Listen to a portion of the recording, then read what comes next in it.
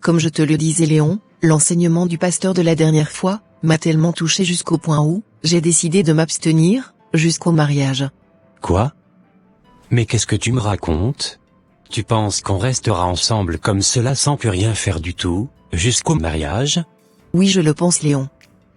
Car je n'ai plus envie de commettre l'impudicité envers mon Créateur. Mais de quelle impudicité tu parles? Le fait de se connaître avant le mariage ne veut absolument rien dire.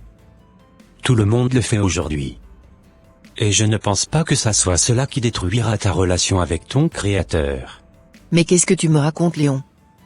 Ne vois-tu pas que je tombe d'échec en échec, et que plus rien ne va dans ma vie?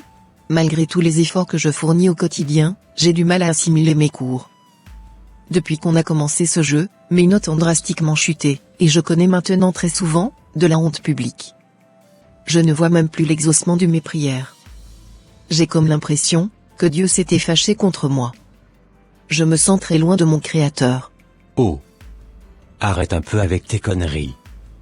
Ne sais-tu pas que Dieu est rempli de compassion et d'amour, et qu'il ne se fâche pas comme cela? Allons-y dans notre chambre d'hébergement de jeunesse, refaire un petit coup. Ce n'est pas cela qui bloquera ton accès au paradis. Oh non, jamais de la vie. Je ne reviendrai plus sur ma décision. J'ai décidé désormais de changer de vie et d'obéir à mon Créateur. Waouh! C'est à moi que tu dis cela, as-tu oublié que je suis ton copain? Et alors, tu ne m'as pas encore sécurisé Léon. Je ne peux plus commettre l'impudicité avec toi. Un point c'est tout. Ok, tu sais quoi? Reste dans ton abstinence alors? Moi je n'ai pas du tout le temps à perdre avec toi. Les femmes, ce n'est pas ce qui en manque. Bon vent à toi. J'espère que tu réussiras à trouver quelqu'un qui s'abstiendra avec toi, dans notre génération-ci, jusqu'au mariage. Bye.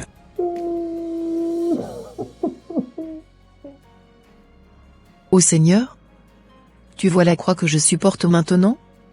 Rien que par amour pour toi, je venais de perdre mon copain. J'avoue que j'étais dans l'ignorance autrefois, quand je faisais des trucs pas très catholiques avec lui. J'ai compris mon erreur maintenant, et je reviens à tes pieds Seigneur.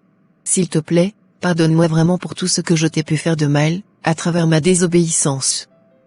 Couronne ma vie, de ta grâce, et de ta bonté, de ta miséricorde. Solidifie mon cœur Seigneur, et rends-moi plus forte. C'est au nom puissant de Jésus-Christ de Nazareth, que j'ai prié, Amen.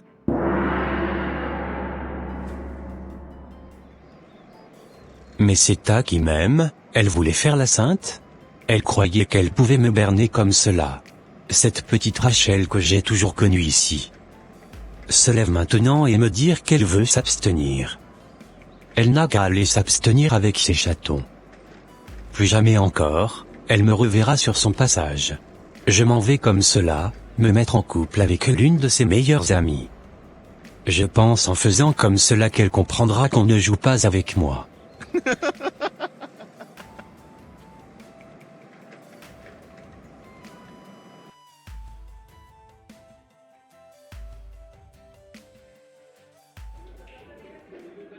Comme je te le disais, Rachel a décidé qu'elle voulait s'abstenir jusqu'au mariage.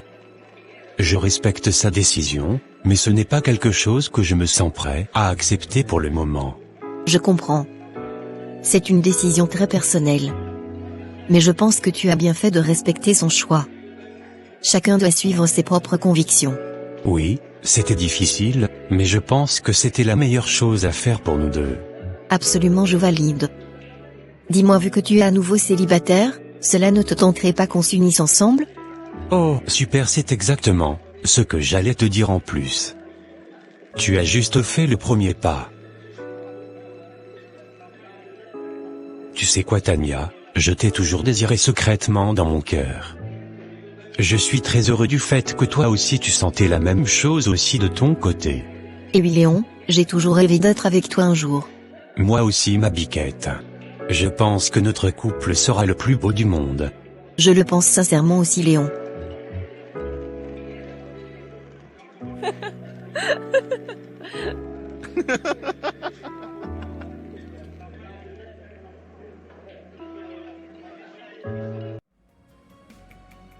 Je n'ai pas loupé un épisode par hasard, avec entre toi et Rachel? Oui, sœur. Je ne suis plus ensemble avec Rachel. Elle est devenue une sainte maintenant. Elle s'abstient désormais pour son mariage. Quoi? C'est vrai ce que tu me dis là? Oui, je t'assure, Paula. Quand elle m'a dit cela, j'ai de suite compris qu'on lui avait fait un lavage de cerveau. Plus personne ne peut la ramener à la raison.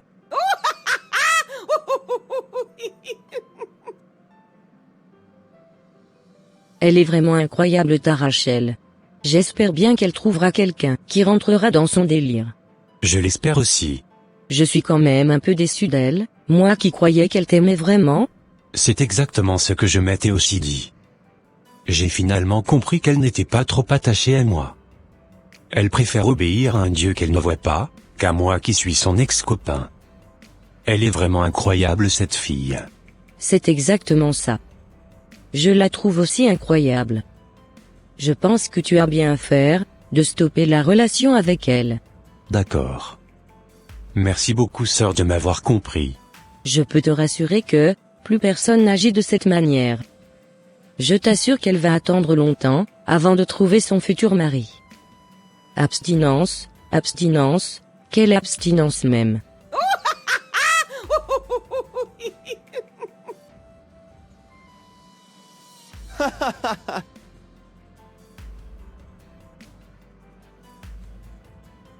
Ça serait mieux pour elle, si elle devenait même la Sainte Vierge Marie. Et oui mon frère.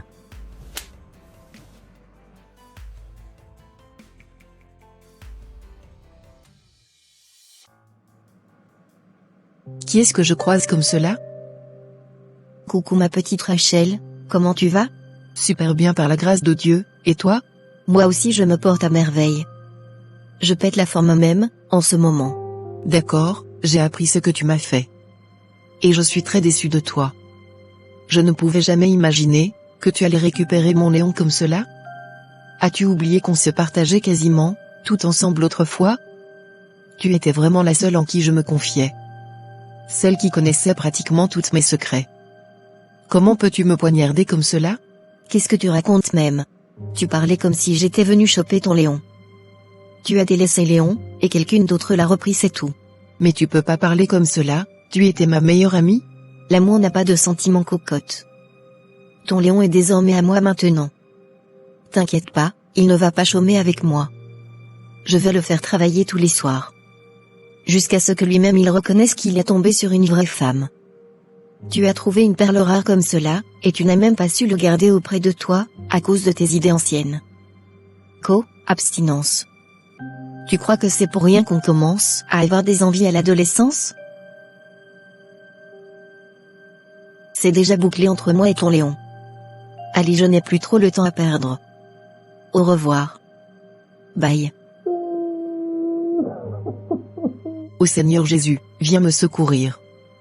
J'ai été trahi par celui en qui j'avais confiance, celui que j'aimais profondément. Donne-moi la force de surmonter cette épreuve, de ne pas laisser cette douleur définir qui je suis. Aide-moi à pardonner, non seulement ceux qui m'ont fait du mal, mais aussi à me pardonner à moi-même pour avoir cru en eux si aveuglément. Accorde-moi la sagesse de comprendre que cette expérience, aussi douloureuse soit-elle, fait partie de mon chemin. Permets-moi de trouver en moi les ressources pour me relever, de découvrir la résilience et le courage nécessaires pour avancer. Seigneur, je t'implore de m'entourer de ton amour et de ta lumière. Aide-moi à sentir ta présence, même dans les moments les plus sombres. C'est au nom puissant de Jésus-Christ de Nazareth que j'ai prié. Amen.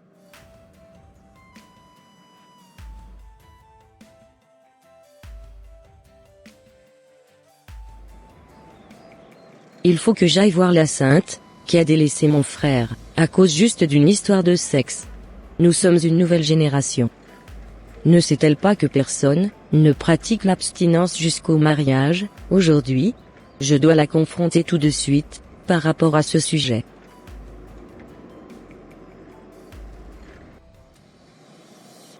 Cette fille va m'entendre aujourd'hui. Comment peut-elle refuser à mon frère de la toucher?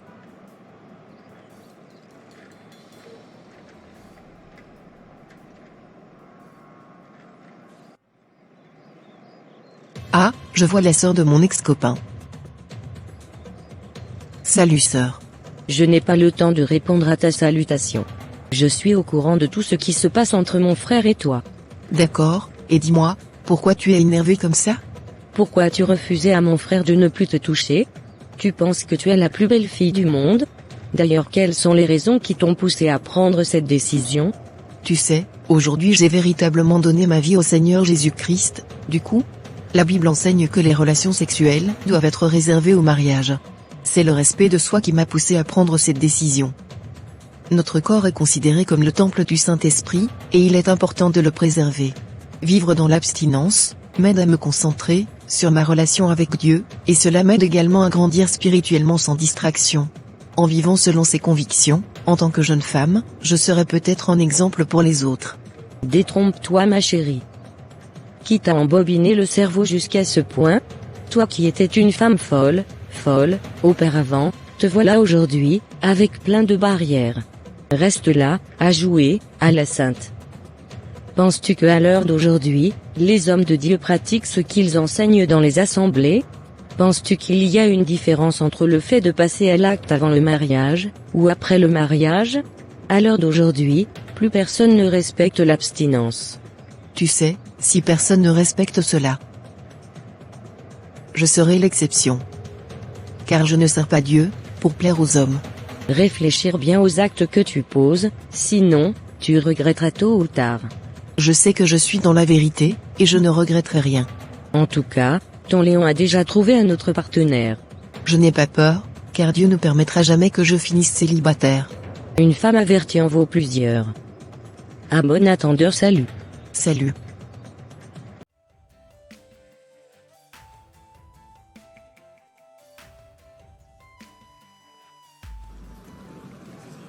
Tu sais mon cœur, je suis très contente de t'avoir dans ma vie. De même que moi ma poulette. Tu sais, je venais de réserver une chambre pour nous dans l'hôtel d'à côté. J'aimerais que nous mangions d'abord un petit truc, avant de nous reposer. Il n'y a pas de problème. Je te suis.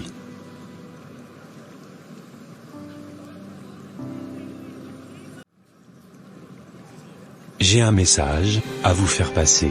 Ne résistez pas à la voix du Seigneur les amis. Chers frères et sœurs en Christ, répentez-vous, et revenez sur le droit chemin. Car Jésus-Christ revient bientôt. Chers jeunes, abandonnez la vie de débauche sexuelle. Si vous choisissez de vivre dans l'abstinence sexuelle, vous pourrez découvrir une plus grande clarté mentale, une amélioration de la santé émotionnelle et spirituelle, ainsi qu'une relation plus profonde et authentique avec votre futur partenaire. Cela peut aussi renforcer votre engagement et votre discipline personnelle, en vous préparant à un mariage basé sur des valeurs solides et une communication ouverte. En choisissant de suivre le chemin de l'abstinence sexuelle jusqu'au mariage, vous faites un acte de foi puissant qui honore Dieu et respecte son plan pour votre vie. La Bible nous guide clairement sur ce sujet. 1 Corinthiens 6, versets 18 à 20 nous dit ceci. Fuyez l'impudicité. Quelque autre péché qu'un homme commette, ce péché est hors du corps. Mais celui qui se livre à l'impudicité pêche contre son propre corps. Ne savez-vous pas que votre corps est le temple du Saint-Esprit qui est en vous, que vous avez reçu de Dieu, et que vous ne vous appartenez point à vous-même? Ce passage nous rappelle que notre corps est un temple du Saint-Esprit, et qu'il doit être respecté et honoré. En nous abstenant de l'immoralité sexuelle, nous glorifions Dieu. Hébreux 13 verset 4 dit. Que le mariage soit honoré de tous, et le lit conjugal exempt de souillure, car Dieu jugera les impudiques et les adultères. Nous devons avoir la maîtrise de soi, et la sagesse. La maîtrise de soi est une vertu que nous devons cultiver. Elle nous aide à résister aux tentations, et à faire des choix qui honorent Dieu. 2 Timothée 2 verset 22 dit, « Fuis les passions de la jeunesse, et recherche la justice, la foi, l'amour, la paix, avec ceux qui invoquent le Seigneur d'un cœur pur. » Fuir les passions de la jeunesse signifie éviter les situations qui peuvent mener à la tentation. En cherchant la justice, et en nous entourant de personnes qui partagent notre foi, nous renforçons notre capacité à vivre dans la pureté. La Bible nous met en garde contre les conséquences de l'impureté sexuelle, non seulement sur le plan spirituel, mais aussi sur le plan physique et émotionnel. Ne résistez pas à cette voie les amis. Abandonnez la débauche sexuelle. Et pratiquez l'abstinence, jusqu'à votre mariage.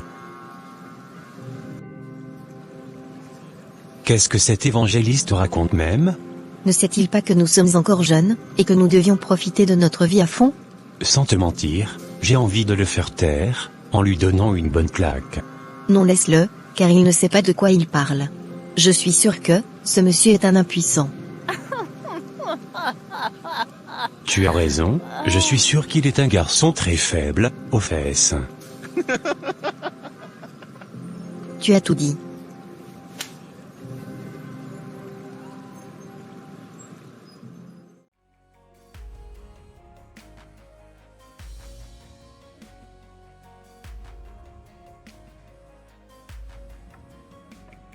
Comme je vous le disais pasteur, voilà ce que je traverse actuellement avec Léon. Je t'encourage sœur, à persévérer sur la voie de Dieu.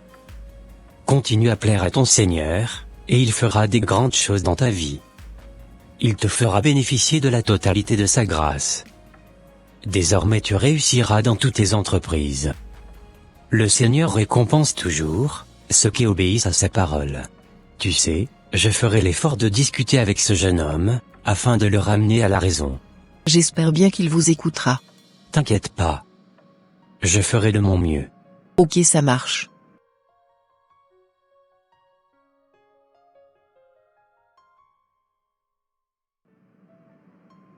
Comme je vous le disais docteur, je suis fatigué de rester dans cet hôpital. Quand est-ce que je vais pouvoir rentrer chez moi? Vous ne pouvez pas rentrer de sitôt. Car il vous reste encore énormément d'analyses et de soins à faire. Bon, j'irai voir d'autres patients. Reposez-vous bien. D'accord. Oh mon Dieu, viens-moi en aide. Car je suis fatigué. Si je savais, j'aurais dû rester avec ma première copine et vivre dans l'abstinence avec elle. Car, celle que j'avais rencontrée après, m'avait filé l'hépatite C. C'est à cause d'elle que je me retrouve à l'heure d'aujourd'hui, hospitalisé. Je suis en train de voir les conséquences de ma vie de débauche sexuelle. Il fut quelques jours, j'étais à 2 doigts de mourir. Vraiment, je suis fatigué de cet hôpital. J'ai qu'une envie, c'est de rentrer chez moi. Depuis que je suis ici, personne ne me rend visite. Même la soi-disant copine, avec qui je profitais, m'a jeté comme une merde. Je regrette au plus profond de mon âme mon attitude désagréable envers ma première copine.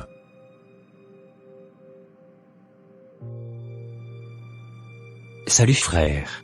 Au pasteur, merci d'être venu me rendre visite. Je t'en prie. Tu fais partie des brebis que le Seigneur m'avait confiées. Dès qu'on m'avait annoncé que tu étais hospitalisé, je me suis dépêché pour venir te voir. Laisse-moi te rappeler que tu as une part de Dieu en toi. Et en tant que chrétien, tu ne peux pas vivre ta vie comme les gens du monde. Je veux d'abord te dire que, tu es profondément aimé, et que Dieu n'a jamais cessé de veiller sur toi. Même lorsque nous nous éloignons, sa grâce et son amour restent constants, et, immuables. Souviens-toi de l'histoire du fils prodigue, même après avoir dilapidé son héritage, il a été accueilli à bras ouverts par son père. De la même manière, Dieu est toujours prêt à t'accueillir et à te pardonner. Il est normal de faire face à des moments de doute et d'égarement. L'important est de reconnaître ces moments et de chercher à revenir vers lui. Voici quelques conseils pour t'aider à retrouver le chemin de la foi. Reconnecte-toi avec Dieu à travers la prière. Plonge-toi dans la parole de Dieu. Elle est une source inépuisable de sagesse et de réconfort.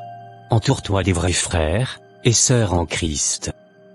La communauté chrétienne est là pour te soutenir et t'encourager. Apprends à te pardonner à toi-même, tout comme Dieu te pardonne. Lâche prise sur les erreurs du passé, et concentre-toi sur la rédemption et la croissance spirituelle. Reprends des actions concrètes qui renforcent ta foi, que ce soit à travers le service aux autres, la charité. Merci beaucoup pasteur pour cette exhortation. Je reconnais que je me suis éloigné de la parole de Dieu. Je demande pardon à Dieu pour tous mes offenses. Je prends la ferme décision de revenir sur le droit chemin de la parole de Christ. Que le Seigneur te guérisse et t'accorde la grâce de quitter cet hôpital dans les jours à venir. Amen. Avec plaisir, frère. Bon, je vais partir. D'accord. Ah, j'oubliais. J'ai fait venir aussi la sœur, que tu avais demandé à voir. D'accord, elle peut venir. Salut. Salut. Merci d'être venu. Je sais que c'est difficile, surtout après tout ce qui s'est passé. Léon, je suis là parce que tu m'as demandé de venir. Qu'est-ce que tu veux me dire? J'ai beaucoup réfléchi depuis que je suis ici. J'ai eu beaucoup de temps pour penser à mes erreurs, surtout à la façon dont je m'étais comporté avec toi. Je sais que je t'ai blessé profondément. Bien évidemment, tu m'as fait beaucoup de mal. Je te demande sincèrement pardon, c'est comme si Dieu me punissait pour ce que j'ai fait. Cette maladie, c'est comme un châtiment pour mes erreurs. Je me sens tellement coupable. J'ai réalisé à quel point je me suis éloigné de mon Créateur. Je voudrais lui demander pardon, lui dire combien je regrette tout ce que j'ai fait. D'accord, mais moi, je ne suis pas encore prête à faire un trait sur le passé. Tu sais, tu es la meilleure chose qui me soit arrivée. J'ai été aveugle à ce que j'avais.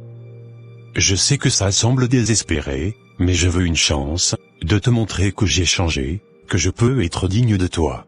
Ok, ça marche. Laisse-moi le temps de réfléchir, et je te donnerai une réponse, par la suite. D'accord.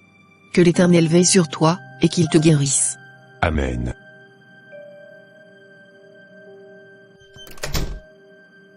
Seigneur Tout-Puissant, je viens humblement devant toi, le cœur lourd et rempli de regrets. Je reconnais mes erreurs et les péchés que j'ai commis. J'ai refusé de suivre tes enseignements sur l'abstinence et la pureté, et aujourd'hui, je paie le prix de mes choix. Je suis ici, Seigneur, alité dans cet hôpital, atteint de l'hépatite C.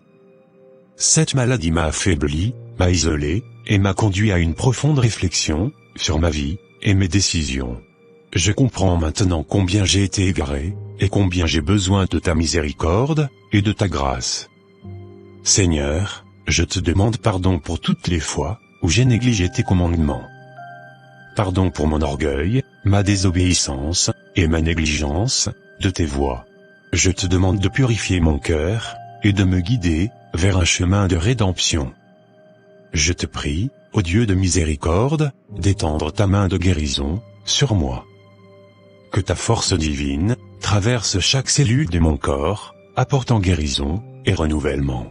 Seigneur, je crois en ta puissance de guérison, car tu es le médecin suprême, capable de guérir toutes les maladies, et de restaurer l'intégrité physique et spirituelle. Accorde-moi, Seigneur, la paix intérieure, et la force de surmonter cette épreuve. Aide-moi à rester ferme dans la foi, même dans les moments de douleur et de doute.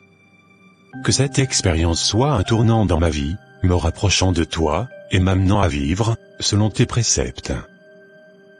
Je te remercie, Seigneur, pour ton amour inconditionnel et ta compassion infinie. Merci pour les bénédictions que tu m'accordes, même en ces temps difficiles. Je place ma confiance en toi, sachant que tu es toujours avec moi, me soutenant et me guidant. Père Céleste, je te prie de bénir les médecins, les infirmières et tous ceux qui prennent soin de moi. Accorde-leur la sagesse et la compétence pour m'aider à traverser cette épreuve. Je te demande tout cela, au nom de ton Fils bien-aimé, Jésus-Christ, notre Sauveur et Rédempteur. Amen.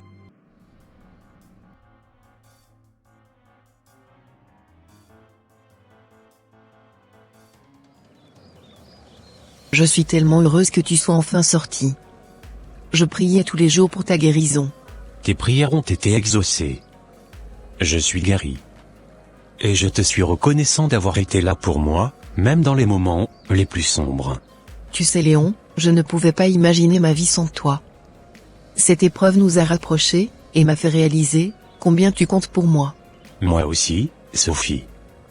Cette expérience m'a ouvert les yeux sur beaucoup de choses. Je veux qu'on construise un avenir ensemble, mais différemment cette fois. Différemment? Que veux-tu dire par là? Sophie, je sais que j'ai fait des erreurs par le passé, mais je veux te montrer que j'ai changé.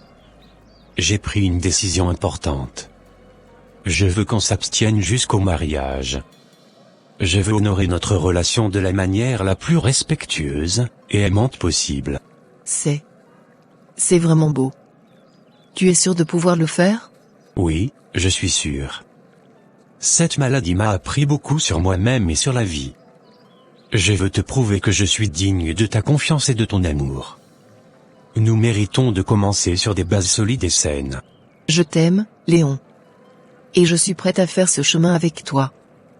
Tu as toujours été spécial pour moi, et maintenant, je vois à quel point tu es déterminé à devenir un meilleur homme.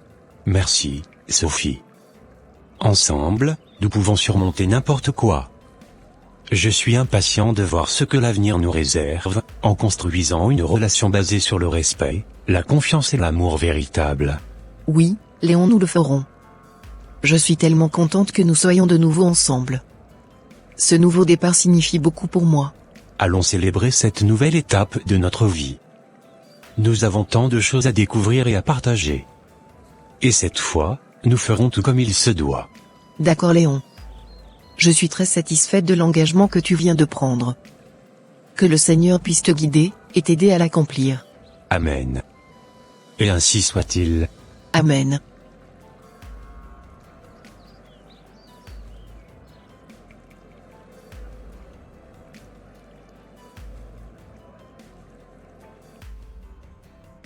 Chers frères et sœurs en Christ, vous devez savoir que l'abstinence n'est pas simplement un concept ancien, mais une voie qui peut apporter beaucoup de bénéfices à votre vie. Tout d'abord, vous devez savoir que l'abstinence, c'est choisir de ne pas avoir de relations sexuelles avant le mariage. Ça peut sembler difficile, surtout dans notre société actuelle, mais je vais vous montrer pourquoi c'est une décision précieuse. Dans un premier temps, l'abstinence peut apporter une grande stabilité émotionnelle. En attendant, vous vous donnez le temps de vraiment connaître votre partenaire sur un plan plus profond. Secondo, elle aide à prévenir les maladies sexuellement transmissibles, et les grossesses non planifiées. C'est une manière de prendre soin de votre santé physique.